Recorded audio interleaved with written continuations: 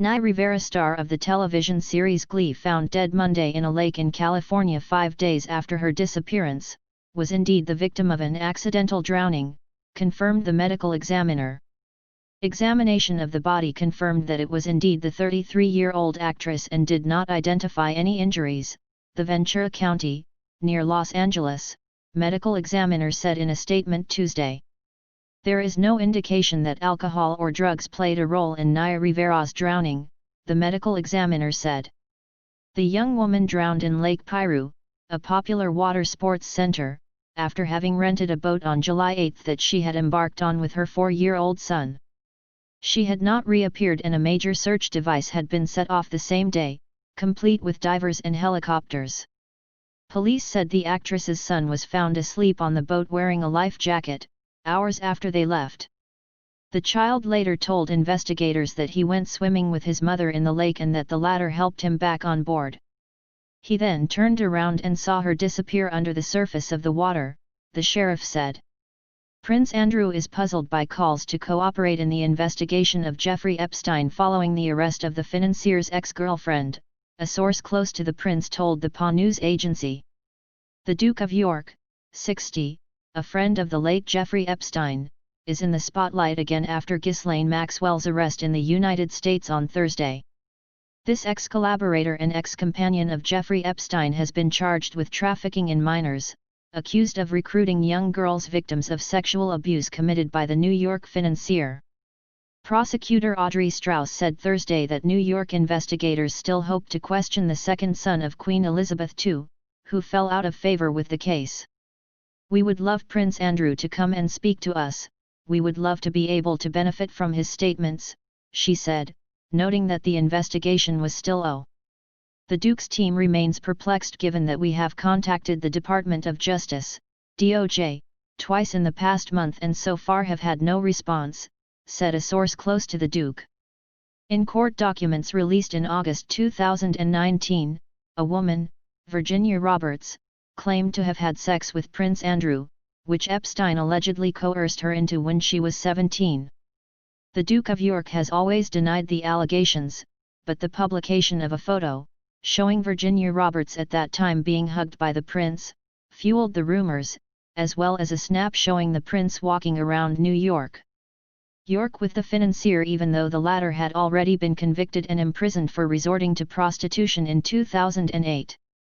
Prime Minister Boris Johnson said the government has not been contacted by U.S. authorities to ask them to facilitate their investigation or help arrange an interview with the prince. There has been no such approach. This is a topic that concerns the royal family, Mr. Johnson told LBC Radio. If that were to be done, then it would concern the UK government, Johnson said. Of course, the law must be applied and the law must be observed. Last month, Manhattan federal prosecutor Jeffrey Berman, then in charge of the investigation, accused Prince Andrew of pretending to cooperate.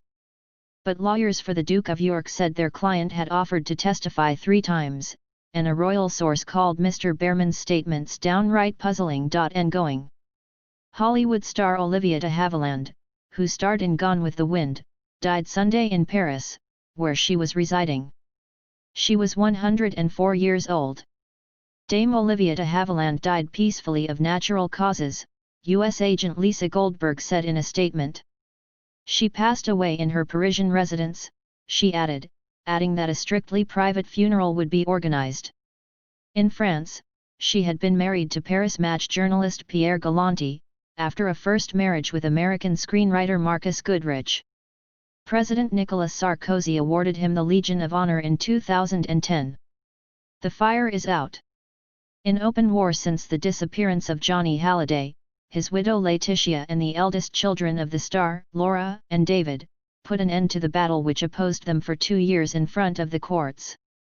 Laetitia Halliday's lawyer announced the conclusion of a final agreement between Johnny's widow and her daughter, who was the first to take legal action to challenge her father's will drawn up in the United States.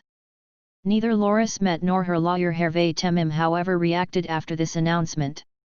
David Halliday, for his part, withdraws from any legal action after this agreement, announced his lawyer Me Pierre-Jean Douvier. Laetitia expressed the wish to reach an agreement with the elders of her husband. It is the peace demanded by mourning, as well as the serenity that must live in each family, said in a press release Jill Gaur, who has represented the widow of the Tollier for a year, after several legal setbacks.